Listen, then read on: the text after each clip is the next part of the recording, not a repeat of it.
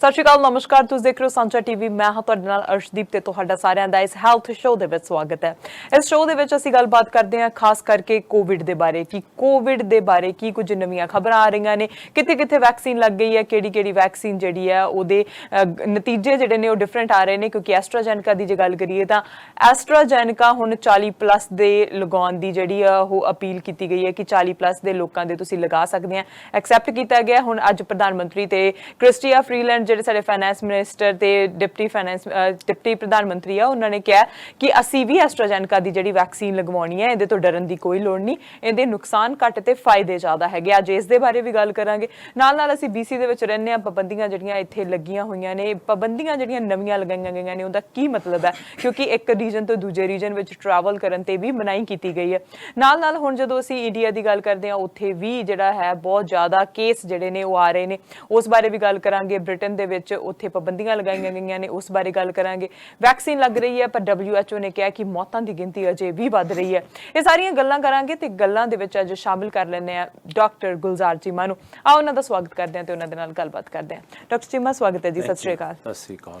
So doctor Cheema, ਜਿੱਦਾਂ ਹੁਣ ਨਵੀਆਂ ਪਾਬੰਦੀਆਂ ਕੀ ਵਧਾ ਦਿੱਤੀਆਂ ਗਈਆਂ ਨੇ 25 ਤਰੀਕ ਤੱਕ। ਅਸੀਂ ਜੇ ਇੱਥੇ BC ਦੀ ਗੱਲ ਕਰੀਏ, ਓਨਟਾਰੀਓ ਦੇ ਵਿੱਚ ਤਾਂ ਆਲਰੇਡੀ ਲੋਕਡਾਊਨ ਹੈਗਾ, ਸਾਡੇ ਵੀ ਇੱਕ ਤਰ੍ਹਾਂ ਦਾ ਲੋਕਡਾਊਨ ਜਿਹੜਾ ਲੱਗਿਆ ਹੋਇਆ, ਪਰ ਜਿਹੜੀਆਂ ਨਵੀਆਂ ਰਿਸਟ੍ਰਿਕਸ਼ਨਸ ਆ ਉਹਦਾ ਕੀ ਮਤਲਬ ਹੈ ਕਿਉਂਕਿ ਅਸੀਂ ਪਿਛਲੇ ਹਫਤੇ ਦੇਖਿਆ ਲੋਕ ਅਜੇ ਵੀ ਬੀਚਸ ਤੇ ਇਕੱਠੇ ਹੋਏ ਸੀ, ਟਿਕਟਸ ਉਹਨਾਂ ਨੂੰ ਜਾਰੀ ਨਹੀਂ ਕੀਤੀਆਂ ਗਈਆਂ ਸੀ। ਸੋ ਜਿਹੜੀਆਂ ਨਵੀਆਂ ਰਿਸਟ੍ਰਿਕਸ਼ਨਸ ਆ ਉਹਦੇ ਬਾਰੇ ਕੀ ਕਹੋਗੇ? ਦੇਖੋ, ਪਹਿਲੀ ਗੱਲ ਤੇ ਹੈ ਕਿ ਜਿਹੜੀ COVID-19 ਦੀ ਸਟੋਰੀ ਹੈ ਉਹ ਬਦਲਦੀ ਪਈ ਹੈ, ਹਰ ਮਹੀਨੇ ਬਦਲੀ ਹੈ, ਹਰ ਹਫਤੇ ਬਦਲੀ ਹੈ, ਹਰ ਰੋਜ਼ ਬਦਲੀ ਹੈ। ਜਿਹੜੀ ਇਹਦੀ ਸਟੋਰੀ ਅੱਜ ਜਿਹੜੀ ਕਹਾਣੀ ਹੈ ਹੋ ਸਕਦਾ ਵੀ ਕੱਲ੍ਹ ਨੂੰ ਇਹ ਵੀ ਬਦਲ ਜਾਏ ਕਿਉਂਕਿ ਇਹ ਸਾਰਾ ਕੁਝ ਸਾਰੀਆਂ ਗੱਲਾਂ ਫਲਕਚੁਏਟ ਕਰਦੀਆਂ ਪਈਆਂ ਨੇ ਸਮੇਂ ਦੇ ਹਿਸਾਬ ਨਾਲ। ਜੋ ਜਿਹੜਾ ਕੰਮ ਗਵਰਨਮੈਂਟ ਨੂੰ ਕਰਨਾ ਪੈਂਦਾ, ਚਾਹੇ ਉਹ ਫੈਡਰਲ ਗਵਰਨਮੈਂਟ ਹੋਏ ਜਾਂ ਪ੍ਰੋਵਿੰਸ ਦੀ ਗਵਰਨਮੈਂਟ ਹੋਏ, ਉਹਨਾਂ ਨੂੰ ਐਡਜਸਟ ਕਰਨਾ ਪੈਂਦਾ। ਪਹਿਲੀ ਗੱਲ ਤਾਂ ਇਹ ਵੀ ਸਾਨੂੰ ਸਾਰਿਆਂ ਨੂੰ ਇਸ ਕੰਮ ਤੇ ਕਦੀ ਕਿੰਤੂ ਪਰੰਤੂ ਨਹੀਂ ਕਰਨਾ ਚਾਹੀਦਾ ਕਿਉਂਕਿ ਜਿਹੜਾ ਸਿਸਟਮ ਹੈ, ਜਿਹਨਾਂ ਨੇ ਸਿਸਟਮ ਡਿਜ਼ਾਈਨ ਕਰਕੇ ਸਾਇੰਸ ਬੇਸਡ ਤੇ ਪਾਲਿਸੀ ਬੇਸਡ ਤੇ ਕਮਿਊਨਿਟੀ ਲੈਵਲ ਤੇ ਕੰਮ ਕਰਨਾ, ਉਹਨਾਂ ਨੂੰ ਪਤਾ ਸਾਨੂੰ ਉਹਨਾਂ ਦੇ ਕੰਮਾਂ ਵਿੱਚ ਦਖਲ ਨਹੀਂ ਦੇਣਾ ਚਾਹੀਦਾ, ਉਹਨਾਂ ਨੂੰ ਸਪੋਰਟ ਕਰਨੀ ਚਾਹੀਦੀ ਹੈ। ਸੋ ਪਹਿਲੀ ਗੱਲ ਤੇ ਇਹ ਗੱਲ, ਕਿਉਂਕਿ ਜੇ ਆਪਾਂ ਨਾ ਕਰਾਂਗੇ ਤੇ ਆ ਜਿਹੜਾ ਚੱਕਰ ਹੁਣ ਪੈ ਰਿਹਾ ਵੱਧਦਾ ਜਾਣਾ। ਇਹਦੇ ਨਤੀਜੇ ਕੀ ਨੇ ਕਿ ਪਿਛਲੇ ਵੀਕਐਂਡ ਤੇ ਵੀ ਲੋਕਾਂ ਨੇ ਪਾਰਟੀਆਂ ਕੀਤੀਆਂ, ਬਾਹਰ ਗਏ, ਫਿਰੇ ਤੁਰੇ, ਕਈ ਵਾਰੀ ਮਾਸਕ ਨਹੀਂ ਲਾਉਂਦੇ, ਕਿਸੇ ਦੀ ਗੱਲ ਨਹੀਂ ਸੁਣਦੇ। ਸੋ ਉਹਦਾ ਨਤੀਜਾ ਇਹ ਕਿ ਜਿਹੜਾ BC ਦੇ ਵਿੱਚ ਜਿਹੜੀ ਹੈ ਨਾ ਇਹਦੀ ਗਿਣਤੀ ਵੱਧ ਗਈ। ਜਿਹੜੇ ਲੋਕ ਨੇ ਯੰਗਰ ਏਜ ਗਰੁੱਪ ਤੇ ਉਹਨਾਂ ਨੂੰ ਪ੍ਰੋਬਲਮ ਆ ਗਈ, ਵੈਂਟੀਲੇਟਰਸ ਦੀ ਜ਼ਿਆਦਾ ਜ਼ਰੂਰਤ ਪੈ ਗਈ। ਐਟਲੀਸਟ ਅੱਜ ਤਕਰੀਬਨ 30% ਵੈਂਟੀਲੇਟਰ ਨੇ ਜਿਹੜੇ BC ਵਿੱਚ ਇਸ ਕੰਮ ਲਈ ਤਕਰੀਬਨ ਹੋ ਰਹੇ ਨੇ ਯੂਜ਼। ਸੋ ਜਸਟ ਇਮੈਜਿਨ ਵੀ ਜੇ ਇਹ ਜਿਹੜਾ ਨਾ ਇਹ ਗੱਲ ਹੋਰ ਵੱਧ ਗਈ ਤੇ ਇਹਦੀ ਬੜੀ ਪ੍ਰੋਬਲਮ ਪੈਣੀ ਹੈ। ਹੋ ਸਕਦਾ ਵੀ ਜਿਹੜੇ ਰੈਗੂਲਰ ਹਸਪੀਟਲ ਨੇ ਉਹ ਹੈਂਡਲ ਨਾ ਕਰ ਸਕਣ। ਬੜੀ ਸਾਡੇ ਸਾਹਮਣੇ ਬੜੀ ਇੱਕ ਭੈੜੀ ਐਗਜ਼ਾਮਪਲ ਹੈ ਜਾਂ ਬੜੀ ਮੁਸ਼ਕਲ ਦੀ ਐਗਜ਼ਾਮਪਲ ਹੈਗੀ ਓਨਟਾਰੀਓ ਦੇ ਵਿੱਚ। ਚੰਗੀ ਐਗਜ਼ਾਮਪਲ ਤੇ ਕੋਈ ਨਹੀਂ, ਉਦਾਹਰਨ ਤੇ ਕਿਉਂਕਿ ਮੁਸ਼ਕਲ ਉੱਥੇ ਬੜੀ ਹੈ। ਉੱਥੇ ਕੱਲ੍ਹ ਸਟਾਫ ਜਿਹੜਾ ਸੀ ਉਹ ਵੀ ਪਰੇਸ਼ਾਨ ਹੋਏ ਨੇ। ਇਕੱਲਾ ਹਸਪੀਟਲ ਬੈੱਡ ਨਹੀਂ ਹੈਗਾ, ਹਸਪੀਟਲ ਬੈੱਡ ਨੂੰ ਉਸ ਬੈੱਡ ਨੂੰ ਉਹਦੀ ਪ੍ਰੋਪਰ ਕੇਅਰ ਕਰਨ ਵਾਸਤੇ ਪ੍ਰੋਪਰ ਨਰਸਿੰਗ ਕੇਅਰ ਜਿਹੜੀ ਹੈ ਜਾਂ ਸਪੈਸ਼ਲਾਈਜ਼ ਨਰਸਿਸ ਨੇ, ਸਪੈਸ਼ਲਾਈਜ਼ ICU ਡਾਕਟਰਸ ਨੇ, ਜਾਂ ਸਾਰੀਆਂ ਗੱਲਾਂ ਉਹ ਮੇਨਟੇਨ ਕਰਨ ਵਾਸਤੇ ਅਲਟੀਮੇਟਲੀ ਫਟੀਗ ਹੋਣੀ ਹੈ, ਉਹਦੇ ਨਾਲ ਪ੍ਰੋਬਲਮ ਹੋਣੀ ਹੈ। ਤੇ ਉੱਥੇ ਦੇ ਉਹ ਹਸਪੀਟਲ ਬਣਾ ਰਹੇ ਨੇ ਆਪਣਾ ਬਾਹਰ ਵੀ, ਪਰ BC ਵਿੱਚ ਅਜੇ ਤੱਕ ਤੇ ਇਹਦੀ ਗੱਲ ਕੋਈ ਸੁਣੀ ਨਹੀਂ। ਪਰ ਜੋ ਵੀ ਰਿਸਟ੍ਰਿਕਸ਼ਨਾਂ ਸਰਕਾਰ ਨੇ ਕੱਲ੍ਹ ਨੂੰ ਅਨਾਊਂਸ ਕੀਤੀਆਂ ਸੀ, ਉਹਨਾਂ ਨੇ ਮੇਰੇ ਖਿਆਲ ਫਰਾਈਡੇ ਨੂੰ ਇਹਦੇ ਰੂਲਸ ਵੀ ਕਰਨੇ ਅਨਾਊਂਸ, ਸਾਨੂੰ ਫੋਲੋ ਕਰਨਾ ਚਾਹੀਦਾ। ਇਸ ਚੀਜ਼ ਨੂੰ ਬਾਰ-ਬਾਰ ਮੈਂ ਸੁਣਿਆ ਕਈ ਲੋਕ ਕਹਿ ਰਹੇ ਨੇ ਵੀ ਹੋ ਸਕਦਾ ਜੀ ਡਿਸਕ੍ਰਿਮੀਨੇਸ਼ਨ ਕਰਨ। ਦੇਖੋ, ਇਹ ਗੱਲ ਬੜੇ ਧਿਆਨ ਨਾਲ ਸੁਣ ਲਓ ਕਿ ਜਦੋਂ ਅਸੀਂ ਸਰੀ ਵਿੱਚ ਰਹਿੰਦੇ ਹਾਂ, ਸਰੀ ਵਿੱਚ ਜੇ ਸਾਡੀ ਪਾਪੂਲੇਸ਼ਨ ਸੇ 30, 40 ਜਾਂ 50% ਹੈ ਤੇ ਹਰ 40-50% ਨੂੰ ਕਿਤੇ ਨਾ ਕਿਤੇ ਕਿਸੇ ਨੇ ਤੁਹਾਨੂੰ ਸਟਾਪ ਕਰਨਾ ਹੀ ਕਰਨਾ। ਜੇ ਆਪਾਂ ਹਰ ਇੱਕ ਇਸ਼ੂ ਨੂੰ ਆਪਾਂ ਉਹਨੂੰ ਦੂਸਰੇ ਪੁੱਠੇ ਪਾਸੇ ਖੜਨਾ ਤੇ ਫਿਰ ਨੁਕਸਾਨ ਹੋਣਾ। ਜੇ ਆਪਾਂ ਸਰੀ ਵਿੱਚ ਰਹਿ ਕੇ ਤੇ ਜਦੋਂ ਬਾਕੀ ਗੱਲਾਂ ਨੂੰ ਅਸੀਂ ਕਹਿੰਦੇ ਹਾਂ ਵੀ ਅਸੀਂ ਸਰੀ ਵਿੱਚ ਬੱਲੇ ਸਾਡੀ, ਤੇ ਜੇ ਪਾਪੂਲੇਸ਼ਨ ਦੇ ਹਿਸਾਬ ਨਾਲ ਜਿਹੜੇ ਸਾਡੇ ਨੰਬਰ ਵੱਧਦੇ ਪਏ ਨੇ ਉਹਨਾਂ ਨੂੰ ਰੋਕਥਾਮ ਵਾਸਤੇ ਜੇ ਕੋਈ ਸਾਨੂੰ ਕਾਨੂੰਨੀ ਤੌਰ ਤੇ ਕੋਈ ਸਟਾਪ ਕਰਦਾ, ਸਾਨੂੰ ਸਵਾਲ ਪੁੱਛਦਾ, ਸਾਨੂੰ ਚਾਹੀਦੇ ਨੇ ਪਿਆਰ ਸਤਿਕਾਰ ਨਾਲ ਉਹ ਜਵਾਬ ਦਿਓ। ਐਕਸਪਲੇਨ ਕਰਨਾ ਪੈਣਾ ਵੀ ਤੁਸੀਂ ਕਿੱਥੇ ਜਾ ਰਹੇ ਹੋ। ਜਿਹੜੀਆਂ ਰਿਸਟ੍ਰਿਕਸ਼ਨਾਂ ਦੇ ਮੁਤਾਬਿਕ, ਜਿਸ ਤਰ੍ਹਾਂ ਫਰੇਜ਼ਰ ਹੈਲਥ ਤੋਂ ਤੁਸੀਂ ਵੈਨਕੂਵਰ ਨਹੀਂ ਜਾ ਸਕਦੇ, ਸਕਦੇ ਜਾਂ ਤੁਸੀਂ ਇੱਥੋਂ ਬਾਹਰ ਨਹੀਂ ਜਾ ਸਕਦੇ। ਸੋ ਇਹਦਾ ਮਤਲਬ ਹੈ ਕਿ ਜਿਨ੍ਹਾਂ ਨੂੰ ਅਸੈਂਸ਼ੀਅਲ ਸਰਵਿਸ ਹੈ, ਫਾਰ ਐਗਜ਼ਾਮਪਲ ਤੁਸੀਂ ਕੋਈ ਕੰਮ ਕਰਨ ਵਾਲਾ, ਤੁਹਾਡੇ ਕੋਲ ਇਨਫੋਰਮੇਸ਼ਨ ਚਾਹੀਦੀ ਵੀ ਤੁਸੀਂ ਜਾਣਾ ਕਿਤੇ, ਇਹ ਮੈਂ ਪ੍ਰੀਜ਼ਿਊਮ ਕਰਨਾ ਪਿਆ ਕਿਉਂਕਿ ਇਹ ਗੱਲਾਂ ਆਈਆਂ ਨੇ ਨਿਊਜ਼ ਦੇ ਵਿੱਚ, ਪਰ ਅਲਟੀਮੇਟਲੀ ਕਈ ਜਿਹੜੇ ਐਕਟਿਵਿਸਟ ਨੇ ਉਹ ਗੱਲਾਂ ਇਹਨੂੰ ਟਵਿਸਟ ਕਰਨ ਦੀ ਟਰਾਈ ਕਰਦੇ ਪਏ ਨੇ ਵੀ ਹੋ ਸਕਦਾ ਜੀ ਡਿਸਕ੍ਰਿਮੀਨੇਸ਼ਨ ਹੋਏ। ਇਹ ਗੱਲਾਂ ਨੂੰ ਮੈਂ ਸਮਝਣਾ ਵੀ ਜਿਹੜੀਆਂ ਗੱਲਾਂ ਤੁਸੀਂ ਅਨਨੈਸੈਸਰਲੀ ਆਪਾਂ ਉਹਨੂੰ ਹਾਈਲਾਈਟ ਕਰਨੇ ਉਹ ਸਾਨੂੰ ਨੁਕਸਾਨ ਕਰਦੀਆਂ। ਇਹ ਹੈਲਥ ਦਾ ਇਸ਼ੂ ਹੈ, ਇਹ ਜੇ ਆਪਾਂ ਨੂੰ ਨਾ ਬਚਾ ਕੀਤਾ ਪ੍ਰੋਬਲਮ ਹੋਣੀ ਹੈ। ਇਹ ਨੰਬਰ ਵੱਧਦੇ ਪਏ ਨੇ। ਲਾਕਡਾਊਨ ਤੇ ਆਪਾਂ ਨਹੀਂ ਇਸ ਤਰ੍ਹਾਂ ਪਹਿਲਾਂ ਤੁਸੀਂ ਐਕਸਪਲੇਨ ਕੀਤਾ ਕਿ ਇਹ ਮੋਡੀਫਾਈ ਲਾਕਡਾਊਨ ਹੀ ਹੈਗਾ ਵੀ ਤੁਸੀਂ ਜਾ ਤਾਂ ਨਹੀਂ ਸਕਦੇ, ਸਰੀ ਚੋਂ ਬਾਹਰ ਨਹੀਂ ਜਾ ਸਕਦੇ, ਰਿਚਮੰਡ ਤੋਂ ਇੱਧਰ ਨਹੀਂ ਆ ਸਕਦੇ। ਸੋ ਇਹ ਸਾਰੀਆਂ ਗੱਲਾਂ ਐਕਸਪਲੇਨ ਕਰਨੀਆਂ ਪੈਣੀਆਂ ਸਾਰਿਆਂ ਨੂੰ। ਸੋ ਕਾਰਨ ਇਹ ਕਿ ਇਹਦੀ ਜਿਹੜੀ ਰੋਕਥਾਮ ਹੈ ਪ੍ਰੋਪਰ ਨਹੀਂ ਹੋਈ, ਇਹਨੀ ਚੰਗੀ ਤਰ੍ਹਾਂ ਇਹਨੂੰ ਗੱਲ ਨਹੀਂ ਬਣੀ। ਤੀਜੀ ਵੇਵ ਵੀ ਆ ਗਈ ਹੈ, ਪਹਿਲਾਂ ਵੀ ਆਪਾਂ ਗੱਲ ਕੀਤੀ ਸੀ, ਫਸਟ ਆਏ, ਸੈਕਿੰਡ ਆਏ, ਥਰਡ ਆਏ, ਜਾਂ ਲੰਬੇ ਸਮੇਂ ਵਿੱਚ ਕੀ ਪ੍ਰੋਬਲਮ ਆਉਣੀ ਹੈ। ਕੀ ਪਾਰਟ ਇਹਦਾ ਵੈਕਸੀਨੇਸ਼ਨ ਦਾ, ਵੈਕਸੀਨੇਸ਼ਨ ਬਾਰੇ ਵੀ ਕਰਾਂਗੇ ਗੱਲ, ਐਸਟਰਾਜ਼ੈਨੇਕਾ ਬਾਰੇ ਵੀ ਗੱਲ ਕਰਾਂਗੇ ਕਿਉਂਕਿ ਸਾਰਿਆਂ ਨੂੰ ਇਹ ਫਿਕਰ ਲੱਗਾ। ਕਈਆਂ ਨੂੰ ਮੈਂ ਪਰਸਨਲੀ ਜਾਣਨਾ, ਉਹਨਾਂ ਨੇ ਫੋਨ ਕਰਕੇ ਕਿਹਾ ਵੀ ਅਸੀਂ ਐਸਟਰਾਜ਼ੈਨੇਕਾ ਨਹੀਂ ਲਵਾਉਣਾ। ਮੈਂ ਕਿਹਾ ਵੀ ਕਾਰਨ ਕੀ ਹੈ? ਕਹਿੰਦੇ ਜੀ ਕਲੌਟ ਹੁੰਦਾ। ਮੈਂ ਕਿਹਾ ਤੁਹਾਨੂੰ ਪਤਾ ਵੀ 4 ਇਨਸਾਨਾਂ ਨੂੰ ਪੋਸੀਬਿਲਿਟੀ ਹੈ 1 ਮਿਲੀਅਨ ਦੇ ਵਿੱਚ ਹੋਣ ਦਾ, ਤੇ ਤੁਸੀਂ ਇਸ ਚੀਜ਼ ਨੂੰ ਵਧਾ ਚੜਾ ਕੇ ਜੇ ਕੋਈ ਉੱਥੇ ਪਹਿਲਾਂ ਚੱਲਿਆ ਸੀ ਯੂਰਪ ਦੇ ਵਿੱਚ, ਪਹਿਲਾਂ UK ਤੇ ਉਹਨਾਂ ਦੀ ਆਪਸ 'ਚ ਹੋ ਗਈ ਗੱਲਬਾਤ, ਉੱਥੋਂ ਨਿਊਜ਼ ਚੱਲਦੀ ਇੱਥੋਂ ਤੱਕ ਪਹੁੰਚ ਗਈ। ਤੇ ਜਦੋਂ ਨਿਊਜ਼ ਚੱਲਦੀ ਉਹਦਾ ਗੱਲ ਤੇ ਦੇਖੋ ਵੀ ਵਿੱਚ ਕੀ ਹੈ। ਹੁਣ ਜਿਸ ਤਰ੍ਹਾਂ ਕੈਨੇਡਾ ਦੇ ਪ੍ਰਧਾਨ ਮੰਤਰੀ ਨੇ ਉਹਨਾਂ ਵੀ ਲਵਾਉਣਾ, ਜਾਂ ਡਿਪਟੀ ਪ੍ਰਾਈਮ ਮਿਨਿਸਟਰ ਨੇ ਲਾਉਣਾ, ਜਾਂ ਬਾਕੀ ਵੀ ਜਿਹੜੇ ਸਾਰੇ ਲਵਾ ਰਹੇ ਨੇ। ਜਿਹੜਾ ਵੀ ਤੁਹਾਨੂੰ ਇਹ ਵੈਕਸੀਨੇਸ਼ਨ ਮਿਲਦਾ ਉਹ ਤੁਸੀਂ ਵੈਕਸੀਨੇਸ਼ਨ ਲਵਾਓ, ਕਿਉਂਕਿ ਸਵਾਲ ਕੀ ਆਉਂਦਾ ਕਿ ਤੁਹਾਡੇ ਪ੍ਰੋਫੈਸ਼ਨਲ ਨੇ ਜਿਹੜਾ ਵੀ ਜਾਂ ਜਿਹੜੇ ਗਰੁੱਪ ਨੇ ਤੁਹਾਨੂੰ ਇਨਵਾਈਟ ਕੀਤਾ ਵੀ ਤੁਸੀਂ ਵੈਕਸੀਨੇਸ਼ਨ ਲਵਾਓ, ਰਜਿਸਟ੍ਰੇਸ਼ਨ ਕਰਾ ਰਹੇ ਹੋ, ਉਹੀ ਵੈਕਸੀਨੇਸ਼ਨ ਤੁਹਾਡੇ ਵਾਸਤੇ ਚੰਗਾ। ਉਹਦੇ ਵਾਸਤੇ ਤੁਸੀਂ ਕਹੋ ਵੀ ਮੈਂ ਆਹ ਨਹੀਂ ਲਵਾਉਣਾ, ਉਹ ਨਹੀਂ ਲਵਾਉਣਾ, ਮੈਨੂੰ ਫਲਾਣੇ ਦਾ ਲਵਾਓ, ਉਹ ਗੱਲਾਂ ਦਾ ਕੋਈ ਮਤਲਬ ਨਹੀਂ ਬਣਦਾ। ਅੱਜ ਦੇ ਦਿਨ ਦੇ ਵਿੱਚ 30% ਜਿਹੜੇ ਬ੍ਰਿਟਿਸ਼ ਕੋਲੰਬੀਆ ਵਿੱਚ ਅਡਲਟ ਨੇ ਉਹਨਾਂ ਦਾ ਵੈਕਸੀਨੇਸ਼ਨ ਫਸਟ ਡੋਜ਼ ਐਟਲੀਸਟ ਲੱਗ ਚੁੱਕੀ ਹੈ। ਤੇ ਜੁਲਾਈ 1 ਤੱਕ ਤਕਰੀਬਨ ਸਾਰਿਆਂ ਨੂੰ ਇੰਨੇ ਕੋ ਵੈਕਸੀਨੇਸ਼ਨ ਹੋਣੇ, ਸਾਰਿਆਂ ਦੀ ਵਾਰੀ ਆ ਜਾਣੀ। ਸੋ ਪੈਨਿਕ ਬਟਨ ਦਬਾਉਣ ਦੀ ਕੋਈ ਜ਼ਰੂਰਤ ਨਹੀਂ, ਪਰ ਜਿਹੜੀ ਤੁਹਾਡੀ ਚਾਲ ਹੈ ਆਪਾਂ ਨੂੰ ਬਦਲਣੀ ਪੈਣੀ ਹੈ। ਥੋੜ੍ਹੀ ਜਿਹੀ ਐਕਸਾਈਟਮੈਂਟ ਤੋਂ ਬਚਾਅ ਕਰਨਾ ਪੈਣਾ, ਤੇ ਥੋੜ੍ਹੇ ਜਿਹੇ ਕੀ ਕਹਿੰਦੇ ਪੰਜਾਬੀ ਵਿੱਚ ਉਹਨੂੰ ਥੋੜ੍ਹਾ ਹੌਸਲਾ, ਤੇ ਬਾਕੀ ਦੂਜਾ ਇਹ ਵੀ ਕਰਨਾ ਪੈਣਾ ਕਿ ਤੁਹਾਨੂੰ ਐਕਸੈਪਟ ਕਰਨਾ ਪੈਣਾ ਵੀ ਇਹ ਮੁਸ਼ਕਿਲ ਹੈ, ਇਹ ਟਾਈਮ ਮੁਸ਼ਕਿਲ ਹੈ। ਆਪਾਂ ਜੇ 25 ਮਈ ਤੱਕ ਕਰਕੇ ਤੇ ਆਪਾਂ ਕੰਟਰੋਲ ਕਰ ਸਕਦੇ ਹਾਂ, ਤੇ ਵਾਈ ਨਾਟ ਇਹ ਨਾ ਹੋਏ ਵੀ 25 ਨਵੰਬਰ ਤੱਕ ਚਲਾ ਜਾਏ। ਸੋ ਇਹ ਗੱਲਾਂ ਨੂੰ ਵਾਚ ਰੱਖਣ ਦੀ ਲੋੜ ਹੈਗੀ ਹੈ। ਤੁਸੀਂ ਸਹੀ ਕਿਹਾ ਕਿ ਅਸੀਂ ਪੇਸ਼ੈਂਸ ਰੱਖਣ ਦੀ ਲੋੜ ਹੈਗੀ ਹੈ, ਚਾਹੇ ਅਸੀਂ ਪੈਨਿਕ ਹੋ ਰਹੇ ਹਾਂ, ਕਿਉਂਕਿ ਬਹੁਤ ਲੰਮਾ ਟਾਈਮ ਹੋ ਗਿਆ, ਬਹੁਤ ਜ਼ਿਆਦਾ ਸਾਲ ਤੋਂ ਉੱਤੇ ਹੋ ਗਿਆ। ਅਸੀਂ ਸੋਚਦੇ ਸੀ ਕਿ 6 ਮਹੀਨਾ ਬਾਅਦ ਠੀਕ ਹੋ ਜਾਣਾ, ਸਾਲ ਬਾਅਦ ਠੀਕ ਹੋ ਜਾਣਾ। 2020 ਮਾੜਾ ਚੜਿਆ ਸੀ, 2020 ਬੀਤ ਜਾਣਾ, 21 ਚੜਨਾ, ਸਭ ਕੁਝ ਠੀਕ ਹੋ ਜਾਣਾ। ਪਰ 21 ਦੇ ਵਿੱਚ ਅਸੀਂ ਦੇਖ ਰਹੇ ਹਾਂ ਕਿ ਹਾਲਾਤ ਹੋਰ ਵੀ ਮਾੜੇ ਹੋ ਸਕਦੇ ਆ। ਸੋ ਇਸੇ ਕਰਕੇ ਸਾਨੂੰ ਜਿਵੇਂ ਵੀ ਸਾਨੂੰ ਆਵਾਜ਼ ਮਾਰੀ ਜਾਂਦੀ ਹੈ ਕਿ ਤੁਹਾਡੀ ਵਾਰੀ ਆ ਗਈ ਹੈ, ਤੁਸੀਂ ਆਪਣੀ ਵੈਕਸੀਨ ਜਿਹੜੀ ਹੈ ਜ਼ਰੂਰ ਲਗਵਾਓ। ਇਹ ਨਹੀਂ ਕਿ ਕੋਵਿਡ ਸਾਨੂੰ 1 ਸਾਲ ਨਹੀਂ ਹੋਇਆ ਤਾਂ ਹੁਣ ਨਹੀਂ ਹੋਊਗਾ, ਕਦੇ ਵੀ ਕੋਵਿਡ ਹੋ ਸਕਦਾ। ਸਾਨੂੰ ਬਚਾਅ ਜਿਹੜਾ ਉਹ ਲਾਜ਼ਮੀ ਰੱਖਣਾ ਚਾਹੀਦਾ, ਵੈਕਸੀਨ ਜਿਹੜੀ ਹੈ ਜ਼ਰੂਰ ਲਗਵਾਉਣੀ ਚਾਹੀਦੀ ਹੈ। ਬਹੁਤ ਸਾਰੇ ਲੋਕ ਸੋਚਦੇ ਆ ਕਿ ਵੈਕਸੀਨ ਦਾ, ਜਿਵੇਂ ਤੁਸੀਂ ਗੱਲ ਕੀਤੀ ਹੈ ਕਿ ਕਲੌਟ ਬਣਦੇ ਆ, ਅਸੀਂ ਤਾਂ ਜੀ ਐਸਟਰਾਜ਼ੈਨੇਕਾ ਲਗਵਾਉਣੀ ਨਹੀਂ, ਕਿਉਂਕਿ ਸਾਨੂੰ ਪਤਾ ਹੈ ਕਿ ਜਿੰਨਾ ਚਿਰ ਅਸੀਂ ਉੱਥੇ ਪਹੁੰਚਦੇ ਨਹੀਂ ਸਾਨੂੰ ਪਤਾ ਨਹੀਂ ਲੱਗਦਾ ਕਿ ਤੁਹਾਨੂੰ ਕਿਹੜੀ ਵੈਕਸੀਨ ਜਿਹੜੀ ਹੈ ਉਹ ਦਿੱਤੀ ਜਾਣੀ ਹੈ। ਸੋ ਐਸਟਰਾਜ਼ੈਨੇਕਾ ਹੁਣ 40+ ਦੇ ਲੱਗ ਰਹੀ ਹੈ, ਤੇ ਇਸ ਹਫਤੇ BC ਦੇ ਵਿੱਚ ਵੈਕਸੀਨ ਪ੍ਰਾਪਤ ਕਰਨ ਦੇ ਲਈ ਜੇ ਅਸੀਂ ਕਹੀਏ ਕਿ ਫਰਾਈਡੇ ਤੱਕ 18+ ਦੀ ਏਜ ਨੂੰ ਵੀ ਕਹਿ ਦਿੱਤਾ ਕਿ ਤੁਸੀਂ ਆਪਣੀ ਰਜਿਸਟ੍ਰੇਸ਼ਨ ਜਿਹੜੀ ਕਰਵਾਓ।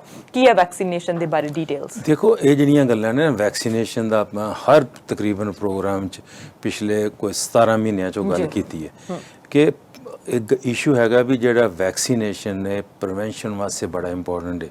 ਉਹਦੀ ਹਿਸਟਰੀ ਦੇਖੋ, ਜਿਹੜੀ ਡਿਜ਼ੀਜ਼ ਨੂੰ ਵੈਕਸੀਨੇਸ਼ਨ ਲੱਗਾ ਉਹਦੇ ਤੋਂ ਬਚਾਅ ਹੋਇਆ। ਪ੍ਰਾਇਮਰੀ ਜਿਹੜੀ ਪ੍ਰੀਵੈਂਸ਼ਨ ਹੈ ਇਹਦੇ ਨਾਲ ਬਹੁਤ ਹੀ ਸਮਝਣਾ ਬੜੀ ਇੰਪੋਰਟੈਂਟ ਕੰਮ ਹੈ, ਕਿਉਂਕਿ ਗੱਲ ਇਹ ਹੋਈ ਕਿ ਜਿਹੜਾ ਇਹਦੇ ਬਾਰੇ ਵੈਕਸੀਨੇਸ਼ਨ ਸੀ ਨਾ ਸਾਰੇ ਉਹ ਤਿਆਰ ਥੋੜ੍ਹੇ ਜਿਹੇ ਕਾਹਲੀ 'ਚ ਕੀਤੇ ਗਏ, ਪਰ ਨਵੀਂ ਟੈਕਨੋਲੋਜੀ ਨਾਲ ਕੀਤੇ। ਉਸ ਤੋਂ ਬਾਅਦ ਟੈਸਟ ਹੋਏ ਦੁਨੀਆ ਦੇ ਵਿੱਚ, ਕਈ ਜਗ੍ਹਾ 'ਤੇ ਥੋੜ੍ਹੀ ਦੇਰ ਟੈਸਟ ਹੀ ਕਿਤੇ ਜ਼ਿਆਦਾ ਸੀ, ਐਫੀਕੇਸੀ ਦੀ ਗੱਲਬਾਤ ਆ ਗਈ, ਕਿਤੇ 70, ਕਿਤੇ 80, ਕਿਤੇ 90%। ਪਹਿਲਾਂ ਇੱਕ ਵੈਕਸੀਨੇਸ਼ਨ, ਫਿਰ 2, ਫਿਰ 3, ਫਿਰ 4, 5। ਇਸ ਤੋਂ ਇਲਾਵਾ ਯੂਰਪ ਦੇ ਵਿੱਚ ਆਪਣੇ ਰਸ਼ੀਆ ਨੇ ਵੱਖਰੇ ਕੀਤੇ, ਚਾਈਨਾ ਨੇ ਵੱਖਰੇ, ਇੰਡੀਆ ਨੇ ਵੱਖਰੇ ਸ਼ੁਰੂ ਕਰਤੇ। ਸੋ ਵੈਕਸੀਨੇਸ਼ਨ ਦੀ ਜਿਹੜੀ ਕਹਾਣੀ ਹੈ ਨਾ ਉਹ ਵੀ ਸ਼ੁਰੂ ਵਿੱਚ ਕਲੀਅਰ ਨਹੀਂ ਸੀ, ਲੋਕਾਂ ਨੂੰ ਕਨਫਿਊਜ਼ਨ ਤੇ ਹੋਣਾ ਹੀ ਹੈ। ਜਦੋਂ ਹਾਈਲਾਈਟ ਹੀ ਆਪਾਂ ਉਹ ਗੱਲ ਕਰਨੇ ਆ ਕਿ ਜੀ ਇਸ ਵੈਕਸੀਨੇਸ਼ਨ ਨਾਲ ਕਲੌਟ ਹੋ ਗਏ, ਜੇ 17 ਮਿਲੀਅਨ ਜਾਂ ਕਿੰਨੇ ਲੋਕਾਂ ਨੂੰ ਇੰਜੈਕਸ਼ਨ ਲੱਗਾ, 50 ਨੂੰ ਪ੍ਰੋਬਲਮ ਆਈ, ਉਹਦੇ ਵਿੱਚੋਂ ਮੈਜੋਰਟੀ ਆਫ ਦੈਮ ਤੁਹਾਨੂੰ ਕੀ ਪਤਾ ਕਿ ਆਲਰੇਡੀ ਉਹਨਾਂ ਨੂੰ ਪ੍ਰੋਬਲਮ ਸੀ। ਸੋ ਜਿਹੜੇ ਸਟੈਟਿਸਟਿਕਸ ਨੇ ਉਹ ਕਹਿ ਰਹੇ ਨੇ ਵੀ ਅੱਜ ਦੇ ਮੁਤਾਬਕ ਜਿਹੜੀ ਮੈਂ ਹੁਣ ਇਸ ਵਕਤ ਜਿਹੜੀ ਇਨਫੋਰਮੇਸ਼ਨ ਅਵੇਲੇਬਲ ਹੈ ਕਿ 4 ਇਨਸਾਨਾਂ ਨੂੰ 1 ਮਿਲੀਅਨ ਇੰਜੈਕਸ਼ਨ ਦੇ ਵਿੱਚ ਹੋ ਸਕਦਾ ਪੱਕਾ ਨਹੀਂ, ਤੇ ਇਹ ਪ੍ਰੋਬਲਮ ਆ ਸਕਦੀ ਹੈ। ਸੋ ਜਿਹੜੀ ਇਹ ਜਦੋਂ ਜਿਹੜਾ ਵੀ ਪ੍ਰੋਫੈਸ਼ਨਲ ਤੁਹਾਨੂੰ ਵੈਕਸੀਨੇਸ਼ਨ ਜਦੋਂ ਕਹਿ ਰਹੇ ਨੇ ਵੀ ਤੁਹਾਡੇ ਕੋਲ ਅਵੇਲੇਬਲ ਹੈਗਾ, ਪਹਿਲਾਂ ਸੀ ਆਪਾਂ ਪਹਿਲਾਂ ਕੀਤਾ ਸੀ ਸ਼ੁਰੂ 90 ਸਾਲ, ਫਿਰ 80, ਫਿਰ 70, ਫਿਰ 60 ਤੇ ਆ ਗਏ, 55 ਦੇ, ਹੁਣ 40 ਤੇ ਪਹੁੰਚ ਗਏ, ਹੁਣ 30 ਸਾਲ ਹੋ ਸਕਦਾ ਉਸ ਤੋਂ ਵੀ ਘੱਟ, ਕਿਉਂਕਿ ਇਹ ਨੈਸੈਸਿਟੀ ਹੈ ਸਮੇਂ ਦਾ, ਜਿਹੜਾ ਨਾ ਸਮੇਂ ਦੀ ਮੰਗ ਹੈ, ਤੇ ਸਮੇਂ ਦੀ ਮੰਗ ਨੂੰ ਚੰਗੀ ਤਰ੍ਹਾਂ ਸਵੀਕਾਰ ਕਰਨਾ ਹੀ ਉਹਦੇ ਵਿੱਚ ਹੀ ਸਾਰਿਆਂ ਦਾ ਭਲਾ। ਕਿਉਂਕਿ ਇਹ ਜੇ ਵੈਕਸੀਨੇਸ਼ਨ ਨਾ ਤੁਸੀਂ ਕਰਾਇਆ, ਸਪੋਜ਼ ਵੀ ਇਹ ਘਰ ਦੇ ਵਿੱਚ 4 ਜਾਣੇ ਨੇ, 3 ਨੇ ਕਰਾਤਾ, 1 ਨੇ ਨਹੀਂ ਕਰਾਇਆ, ਫਿਰ ਉਹ ਜਿਹੜਾ ਚੌਥਾ ਇਨਸਾਨ ਹੈ, ਜਾਂ ਤੇ ਉਹਨੂੰ ਉਸ ਚੀਜ਼ ਦੀ ਸਮਝ ਨਹੀਂ ਹੈਗੀ, ਜਾਂ ਉਹਨੂੰ ਪਰਵਾਹ ਨਹੀਂ ਹੈਗੀ, ਜਾਂ ਉਹ ਨਹੀਂ ਸਮਝਦਾ ਵੀ ਉਹ ਸਮਝਦਾ ਵੀ ਮੈਨੂੰ ਕੋਈ ਪ੍ਰੋਬਲਮ ਨਹੀਂ ਹੋ ਸਕਦੀ। ਸੋ ਇਹ ਗੱਲਾਂ ਸਾਰੀਆਂ ਨੋਟ ਕਰਨੀਆਂ ਪੈਣੀਆਂ। ਪਰ ਮੈਂ ਸਾਰਿਆਂ ਨੂੰ, ਆਪਣੇ ਪ੍ਰੋਗਰਾਮ ਦੇਖਣ ਵਾਲਿਆਂ ਨੂੰ ਮੈਂ ਗੱਲ ਦੱਸਣਾ ਚਾਹੁੰਦਾ ਕਿ ਜੇ ਤੁਹਾਨੂੰ ਇਸ ਚੀਜ਼ ਬਾਰੇ ਕੋਈ ਵੀ ਸ਼ੱਕ ਹੈ ਵੀ ਇਹ ਤਕਲੀਫ ਕੀ ਹੈ, ਸਰੀ ਦੇ ਵਿੱਚ ਇੰਨੇ ਕੇਸ ਹੋਏ ਨੇ, ਕਿਸੇ ਫੈਮਿਲੀ ਨੂੰ ਫੋਨ ਕਰਕੇ ਪੁੱਛ ਲਓ ਵੀ ਕੀ ਹੋਇਆ। ਤੇ ਫਿਰ ਜਦੋਂ ਹਸਪੀਟਲ ਜਦੋਂ ਆਪਾਂ ਜਾਂਦੇ ਆ, ਫਿਰ ਕੀ ਹੁੰਦਾ, ਜਦੋਂ 2 ਹਫ਼ਤੇ ਆਈਸੋਲੇਸ਼ਨ 'ਚ ਰਹਿਣਾ ਪੈਂਦਾ ਹਸਪੀਟਲ ਦੇ ਵਿੱਚ, ਪਹਿਲਾਂ ਆਕਸੀਜਨ ਮਿਲਦੀ ਹੈ, ਫਿਰ ਉਸ ਤੋਂ ਬਾਅਦ ਜੇ ਤਕਲੀਫ ਵੱਧ ਜਾਂਦੀ ਹੈ ਫਿਰ ਤੁਹਾਨੂੰ ਵੈਂਟੀਲੇਟਰ ਸਪੋਰਟ ਤੇ ਜਾਣਾ, ਫਿਰ ਤੁਹਾਡਾ ਕਨੈਕਸ਼ਨ ਫੈਮਿਲੀ ਨਾਲ ਨਹੀਂ ਰਹਿੰਦਾ, ਫਿਰ ਆਪਾਂ ਪਹਿਲਾਂ ਨਰਸਿਸ ਨੂੰ ਫੋਨ ਕਰਨੇ ਆ, ਪਹਿਲਾਂ ਤੇ ਆਪਣੇ ਫੈਮਿਲੀ ਡਾਕਟਰ ਦੇ ਮਗਰ ਪੈਂਦੇ ਆ, ਉਹ ਮੈਂ ਫੈਮਿਲੀ ਡਾਕਟਰ ਨੇ ਤੇ ਇਨਫੋਰਮੇਸ਼ਨ ਜਿਹੜੀ ਉੱਥੋਂ ਮਿਲਣੀ ਉਹੀ ਤੁਹਾਨੂੰ ਦੇਣੀ ਹੈ, ਫਿਰ ਉਹ ਕਈ ਵਾਰੀ ਇਨਫੋਰਮੇਸ਼ਨ ਪੂਰੀ ਮਿਲਦੀ ਨਹੀਂ, ਕਿਉਂਕਿ ਇਨਫੋਰਮੇਸ਼ਨ ਬਦਲਦੀ ਪਈ ਹੈ। ਇਹ ਤੇ ਹੈ ਨਹੀਂ ਵੀ ਅੱਜ ਕਿਸੇ ਨੂੰ ਹੋਇਆ, ਫॉर ਐਗਜ਼ਾਮਪਲ ਵੀ ਹਾਰਟ ਅਟੈਕ ਹੈ ਜਾਂ ਕੋਈ ਹੋਰ ਇਸ਼ੂ ਹੈ, ਉਹਦਾ ਤੇ ਪੈਟਰਨ ਪਤਾ ਹੈ, ਉਹਦੀ ਟ੍ਰੀਟਮੈਂਟ ਕਿਸ ਤਰ੍ਹਾਂ ਚੱਲਣਾ, ਇਹਦੀ ਤੇ ਟ੍ਰੀਟਮੈਂਟ ਦਾ ਵੀ ਨਹੀਂ ਪੂਰਾ ਪਤਾ। ਫਿਰ ਤੁਸੀਂ ਉੱਥੇ ਜਾ ਕੇ ਤੁਹਾਨੂੰ ਵੈਂਟੀਲੇਟਰ ਸਪੋਰਟ ਦੇਣੀ ਹੈ, ਜਾਂ ਬਾਕੀ ਉਹਨਾਂ ਨੇ ਐਂਟੀਵਾਇਰਲ ਮੈਡੀਕੇਸ਼ਨ ਦੇਣੀ ਹੈ, ਜਾਂ ਉਹਨਾਂ ਨੇ ਕੋਈ ਨਾਲ ਸਟੀਰਾਇਡਸ ਐਡ ਕਰਨੇ, ਜਾਂ ਜੇ ਨਾਲ ਤੁਹਾਨੂੰ ਨਿਮੋਨੀਆ ਹੋ ਗਿਆ ਉਹਨੂੰ ਕਿੱਦਾਂ ਟ੍ਰੀਟ ਕਰਨਾ। ਸੋ ਇਹ ਜਿਹੜੀਆਂ ਗੱਲਾਂ, ਜਿਹਨੂੰ ਵੀ ਕਿਸੇ ਨੂੰ ਸ਼ੱਕ ਹੈ ਵੀ ਇਹ ਕੋਈ ਛੋਟੀ ਮੋਟੀ ਗੱਲ ਹੈ, ਉਹ ਸਿੰਪਲੀ ਜਾ ਕੇ ਕਿਸੇ ਨੂੰ ਵੀ ਫੈਮਿਲੀ ਏਡੇ ਲੋਕਾਂ ਨੂੰ ਸਰੀ ਵਿੱਚ ਹੋਇਆ, ਕਿਸੇ ਨੂੰ ਫੋਨ ਕਰਕੇ ਪਤਾ ਕਰ ਲਓ, ਤੁਹਾਨੂੰ ਐਕਸਪਲੇਨ ਕਰਨਗੇ ਵੀ ਇਹੋ ਜਿਹੀ ਇਹ ਨਾਮੁਰਾਦ ਬਿਮਾਰੀ ਹੈ ਕਿ ਕਈ ਵਾਰੀ ਤੁਹਾਨੂੰ ਪਤਾ ਨਹੀਂ ਲੱਗਦਾ ਵੀ ਤੁਹਾਨੂੰ ਹੋ ਕੀ ਰਿਹਾ, ਤੁਸੀਂ ਟਾਇਰਡਨੈਸ ਫੀਲ ਕਰਦੇ। ਇਹ ਨਹੀਂ ਜ਼ਰੂਰੀ ਵੀ ਕਫ ਹੋਣਾ, ਸੋਰ ਥਰੋਟ ਫੀਵਰ ਹੋਣਾ, ਬਾਡੀ ਟਾਇਰਡਨੈਸ ਵੀ ਹੋ ਸਕਦੀ ਹੈ, ਤੁਹਾਨੂੰ ਥੋੜ੍ਹਾ ਬਹੁਤਾ ਜਿਸ ਤਰ੍ਹਾਂ ਇੱਕਦਮ ਹੀ ਤੁਸੀਂ ਅਨਵੈਲ ਫੀਲ ਕਰਦੇ ਹੋ, ਲਾਸ ਆਫ ਟੇਸਟ ਹੋ ਜੇ, ਉਲਟੀਆਂ ਆ ਜਾਣ, ਕਈ ਤਰ੍ਹਾਂ ਦੇ ਸਿੰਪਟਮ ਨਾਲ ਇਹਦੀ ਪ੍ਰੈਜੈਂਟੇਸ਼ਨ ਹੋ ਰਹੀ ਹੈ। ਸੋ ਉਹਨਾਂ ਲੋਕਾਂ ਵਾਸਤੇ ਇਹ ਬਹੁਤ ਹੀ ਇੰਪੋਰਟੈਂਟ ਹੈ ਵੀ ਥੋੜ੍ਹੀ ਜਿਹੀ ਗੱਲ ਸਮਝਣ। ਜੇ ਫਿਰ ਵੀ ਕਿਸੇ ਨੂੰ ਸ਼ੱਕ ਹੈ ਤੇ ਮੈਂ ਕਹਿੰਦਾ ਵੀ ਜਿੱਥੋਂ ਅਸੀਂ ਆਏ ਹਾਂ ਉੱਥੇ ਵੇਖ ਲਈਏ ਕੀ ਹਾਲ ਹੋ ਰਿਹਾ। ਬਿਲਕੁਲ ਉਹਦੇ ਵਿੱਚ ਦੇਖੋ ਕਿ ਕਈ ਜਗ੍ਹਾ ਤੇ ਅੱਜ ਮੈਂ ਸਵੇਰੇ ਇੱਕ ਨਿਊਜ਼ ਸਟੋਰੀ ਦੇਖੀ ਕਿ ਕਈ, ਮੈਂ ਨਾਂ ਨਹੀਂ ਲੈਣਾ ਕਿਹੜੇ ਪ੍ਰੋਵਿੰਸ ਦਾ, ਉਸੇ ਮੈਂ ਟਰੈਵਲ 'ਚ ਹੋਵਾਂਗਾ, ਸਟੇਸ਼ਨ ਨੂੰ ਵੀ ਕਹਿਣਗੇ ਵੀ ਤੁਸੀਂ ਕੀ ਬੋਲਦੇ ਪਏ ਹੋ। ਪਰ ਇਹ ਜ਼ਰੂਰ ਹੈਗਾ ਕਿ ਤੁਸੀਂ ਵੇਖਦੇ ਇੱਕ ਬੈੱਡ ਤੇ 2 ਬੰਦੇ ਬਿਠਾਏ ਨੇ, ਆਕਸੀਜਨ ਨਹੀਂ ਮਿਲਦੀ ਵੀ, ਆਕਸੀਜਨ ਦੀ ਸਪਲਾਈ ਦੀ ਪ੍ਰੋਬਲਮ ਪੈ ਗਈ ਹੈ ਆਮ ਬੰਦੇ ਵਾਸਤੇ। ਤੇ ਵੈਂਟੀਲੇਟਰ ਦੀ ਗੱਲ ਤੇ ਛੱਡੋ, ਸਿੰਪਲ ਜਿਹੜੀ ਆਕਸੀਜਨ ਹੈ ਉਹਦੀ ਸਪਲਾਈ ਵੀ ਨਹੀਂ ਹੈਗੀ। ਪਹਿਲਾਂ ਇੱਕ ਹੋਰ ਮੁਲਕ ਸੀ ਉੱਥੇ ਨਹੀਂ ਸੀ, ਤੇ ਹੁਣ ਆਪਾਂ ਜਿੱਥੋਂ ਆਏ ਆ ਉਹਨਾਂ ਦੇ ਕਈ ਏਰੀਆ ਵਿੱਚ ਪ੍ਰੋਬਲਮ ਆ ਰਹੀ ਹੈ, ਹੈਂਡਲ ਟਰਾਈ ਕਰਦੇ ਪਏ ਨੇ, ਪਰ ਉਹ ਗੱਲਾਂ ਬਾਤਾਂ ਨੇ ਸਾਰੀਆਂ। ਅਸਲੀ ਚੀਜ਼ ਤੇ ਆਪ ਇੱਥੇ ਡੀਲ ਕਰਨੇ ਪਿਆ। ਜੇ ਸਿਵਲ ਜਿਹੜਾ G7 ਦਾ ਕੰਟਰੀ ਹੈ, ਸਾਡਾ ਮੇਜਰ ਕੰਟਰੀ ਹੈ, ਜੇ ਇੱਥੇ ਮੁਸ਼ਕਿਲ ਆ ਸਕਦੀ, ਜਿੱਥੇ ਸਿਸਟਮ ਕਵਰਡ ਹੈ, ਕਿਸੇ ਨੂੰ ਇਹ ਨਹੀਂ ਕਹਿਣਾ ਵੀ ਤੁਸੀਂ ਆਪਣਾ ਕ੍ਰੈਡਿਟ ਕਾਰਡ ਲੈ ਕੇ ਆਓ, ਪੈਸੇ ਨਾਲ ਲੈ ਕੇ ਆਓ ਐਡਮਿਸ਼ਨ ਤੇ, ਜਦੋਂ ਤੁਹਾਨੂੰ ਪ੍ਰੋਬਲਮ ਆਈ ਤੁਹਾਨੂੰ ਟ੍ਰੀਟਮੈਂਟ ਮਿਲਣੀ ਹੈ। ਸੋ ਇਹਦੇ ਵਿੱਚ ਜਿਹੜਾ ਨਾ, ਸੋ ਜਿਨ੍ਹਾਂ ਨੂੰ ਸਵਾਲ ਸੀ, ਤੁਹਾਡੇ ਅੱਜ ਕੁਐਸਚਨ ਸਾਰਿਆਂ ਦਾ ਥੀਮ ਹੈ ਵੀ ਇੰਜੈਕਸ਼ਨ ਕਿਉਂ ਨਹੀਂ ਲਵਾ ਰਹੇ, ਸਵਾਲ ਕਿਉਂ ਕਰਨੇ ਆਪਾਂ, ਉਹ ਫਿਰ ਇਹਦਾ ਹੈਗਾ ਵੀ ਸਿਸਟਮ ਵਿੱਚ ਕੌਨਫੀਡੈਂਸ ਲਿਆਉਣ ਵਾਸਤੇ ਤੁਹਾਨੂੰ ਕੰਪੇਅਰ ਕਰਨਾ ਪੈਣਾ, ਤੁਹਾਨੂੰ ਵੇਖਣਾ ਪੈਣਾ ਵੀ ਕੀ ਪ੍ਰੋਬਲਮ ਸੀ, ਕਿੱਥੋਂ ਸ਼ੁਰੂ ਹੋਈ, ਤੇ ਜਿਹੜੀ ਬਾਕੀ ਇਹ ਜਿਹੜੀ ਲੜੀ ਹੈ ਨਾ, ਇਹ ਮੁੱਕਣੀ ਨਹੀਂ।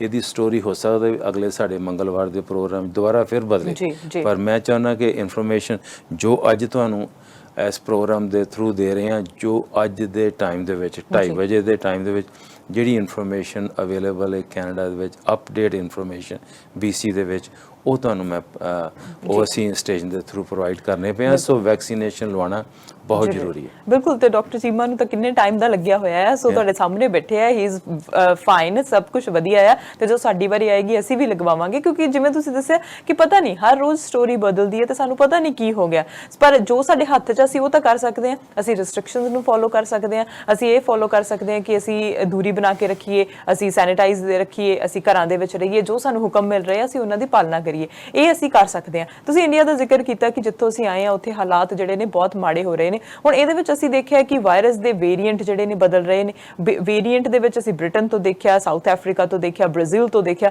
ਤੇ ਹੁਣ ਡਬਲ ਮਿਊਟੈਂਟ ਇੰਡੀਆ ਤੋਂ ਵੀ ਆ ਰਿਹਾ, ਸੋ ਵੀ ਇੱਕ ਵੇਰੀਐਂਟ ਦੀ ਨਵੀਂ ਕਾਈਂਡ ਹੈ।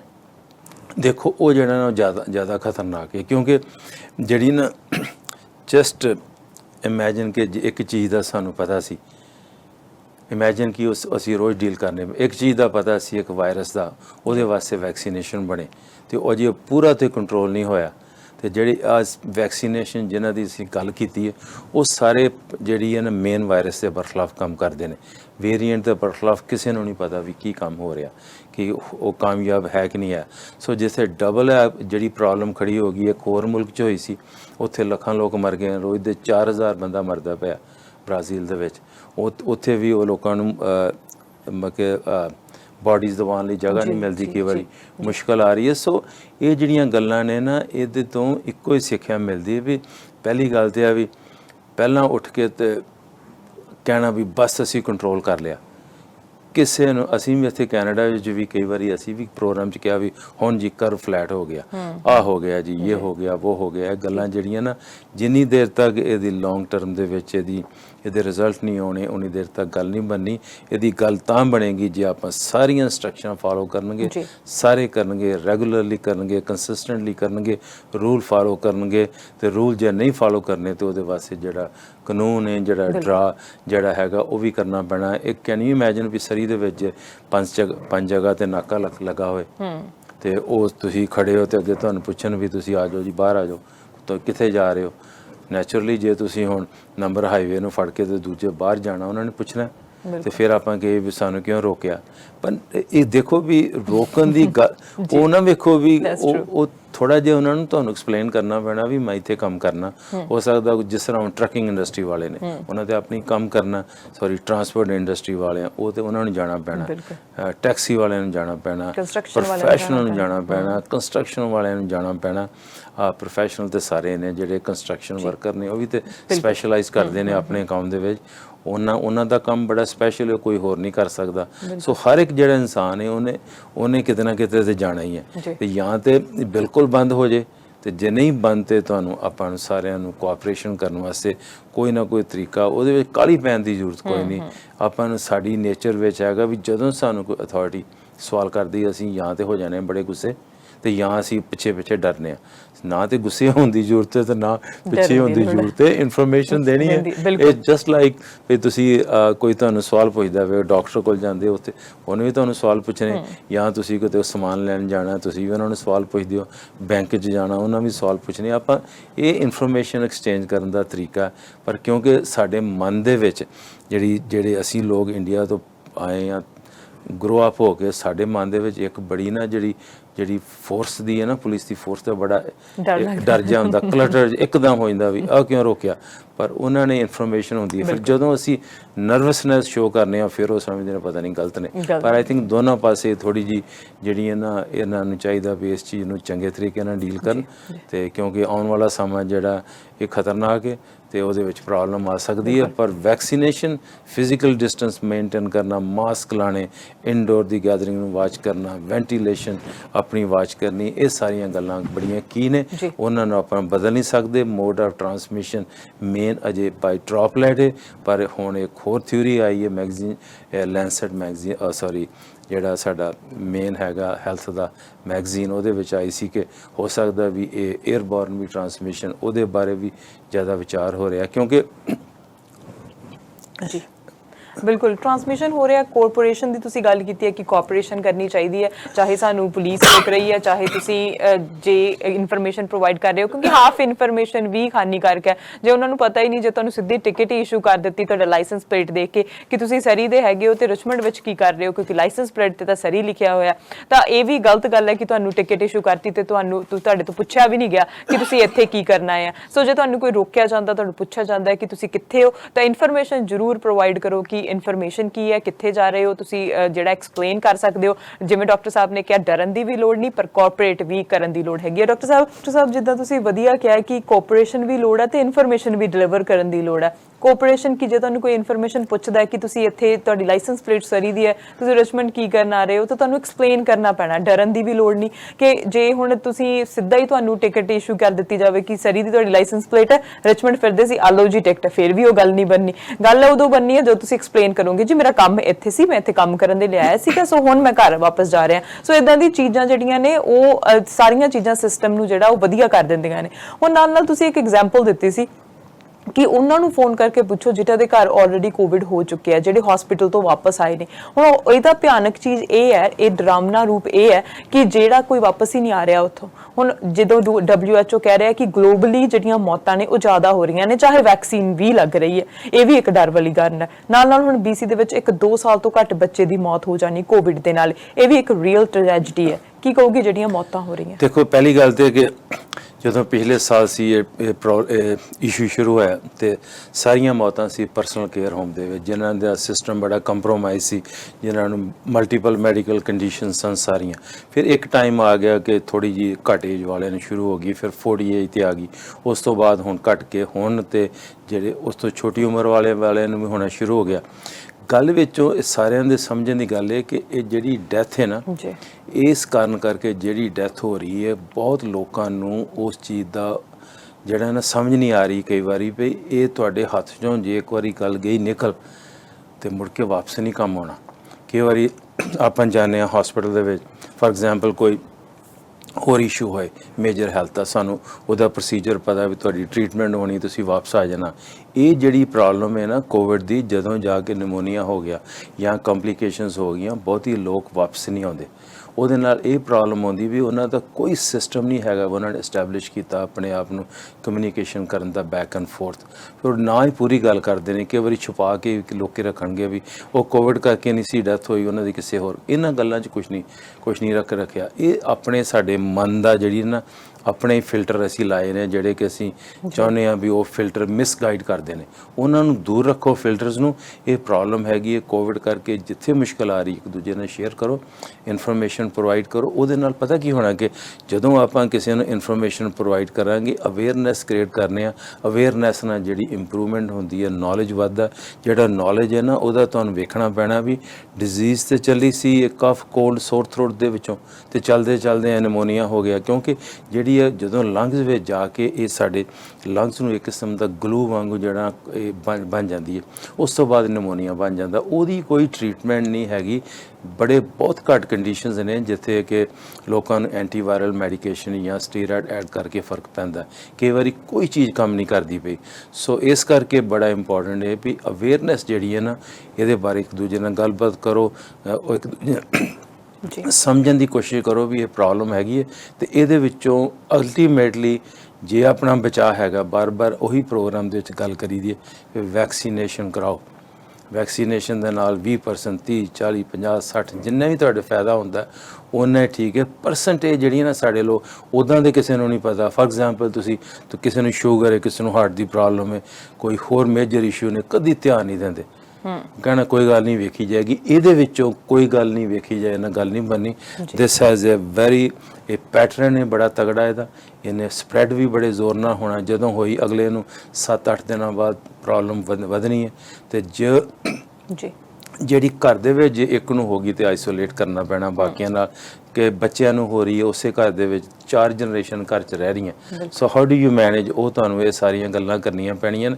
ਸੋ ਓਵਰਆਲ ਜਿਹੜਾ ਨਾ ਮੈਂ ਸਮਝਦਾ ਕਿ ਇੱਕੋ ਹੀ ਅੱਜ ਮੈਸੇਜ ਜਿਹੜਾ ਕਿ ਕਨਵੇ ਸਾਰਿਆਂ ਨੂੰ ਕਰਨਾ ਚਾਹੁੰਦੇ ਹਾਂ ਕਿ ਵੈਕਸੀਨੇਸ਼ਨ ਬਾਰੇ ਧਿਆਨ ਦਿਓ, ਇਨਫੋਰਮੇਸ਼ਨ ਲਓ, ਤੇ ਜਿਹੜਾ ਨਾ ਇਹਦੇ ਬਾਰੇ ਕਿ ਕਿਹੜਾ ਵੈਕਸੀਨ ਤੁਹਾਡੇ ਵਾਸਤੇ ਚੰਗਾ, ਉਸ ਸਿਸਟਮ ਨੂੰ ਤੁਹਾਡੇ ਨਾਲੋਂ ਤੇ ਮੇਰੇ ਨਾਲੋਂ ਬੈਟਰ ਨਹੀਂ ਪਤਾ।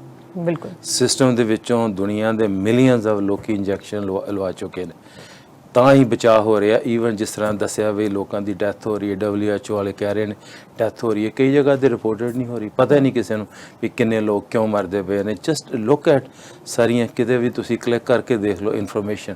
ਉਹ ਫਿਰ ਕਈ ਵਾਰੀ ਕਈ ਜਗ੍ਹਾ ਤੇ ਉਹ ਕੰਟਰੋਲ ਕਰਦੇ ਪਏ ਨੇ, ਇਨਫੋਰਮੇਸ਼ਨ ਬਾਹਰ ਨਹੀਂ ਆਉਣ ਦਿੰਦੇ। ਕੈਨੇਡਾ ਤੇ ਜਿਸ ਤਰ੍ਹਾਂ ਸਾਡਾ ਕੰਟਰੀ ਦੇ ਸਿੱਧਾ ਇੱਥੇ ਤੇ ਖੰਘ ਕਰੋ ਤੇ ਬਾਹਰ ਪਤਾ ਲੱਗ ਜਾਂਦਾ ਵੀ ਕੀ ਹੋਇਆ ਅੱਜ, ਤੇ ਕਿਉਂਕਿ ਇਨਫੋਰਮੇਸ਼ਨ ਬੜੀ ਅਵੇਲੇਬਲ ਹੈ, ਨਿਊਜ਼ ਮੀਡੀਆ ਬੜਾ ਤਗੜਾ, ਇਸ ਤੋਂ ਇਲਾਵਾ ਸੋਸ਼ਲ ਮੀਡੀਆ ਬੜਾ ਸਟਰੋਂਗ ਹੈ। ਪਰ ਜਿਹੜੀ ਇਨਫੋਰਮੇਸ਼ਨ ਹੈ, ਜਿਹੜੀ ਇੰਜੈਕਸ਼ਨਸ ਬਾਰੇ ਜਿਹੜੀ ਗਲਤ ਇਨਫੋਰਮੇਸ਼ਨ ਸਪਰੈਡ ਹੁੰਦੀ ਹੈ, ਉਹਨੂੰ ਸਪਰੈਡ ਨਾ ਕਰੋ।